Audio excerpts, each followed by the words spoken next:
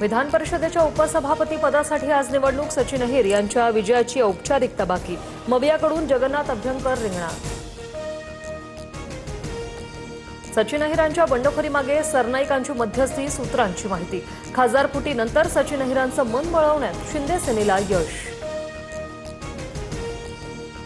आमदार सचिन अहिरांवर कारवाईसाठी ठाकरेंची सेना विधान परिषद सभापतींना पत्र देणार.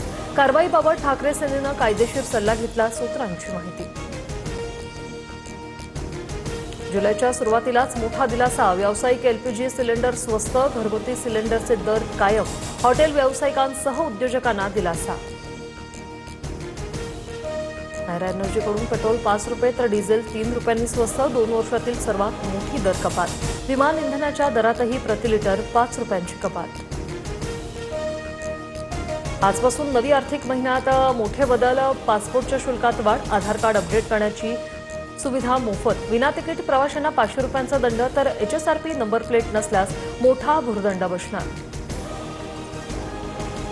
केंद्रीय मंत्रिमंडळाची आज महत्त्वपूर्ण बैठक. पंतप्रधान मोदींच्या अध्यक्षतेखाली 11 वाजता या बैठकीचं आयोजन. मंत्रिमंडळ फेरबदलाच्या चर्चांच्या पार्श्वभूमीवर या बैठकीला महत्त्व.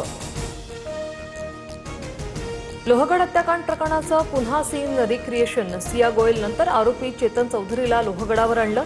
लोणावळा पोलिसांकडून गुन्ह्याचं रिक्रिएशन.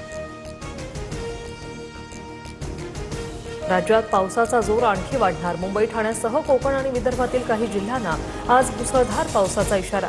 तर पालघर, पुणे, नागपूरसह 19 जिल्ह्यात येलो अलर्ट जारी. निवृत्तीनाथ महाराजांची पालखी नाशकात दाखल. पालिका प्रशासनाकडून पालखीचं जंगी स्वागत.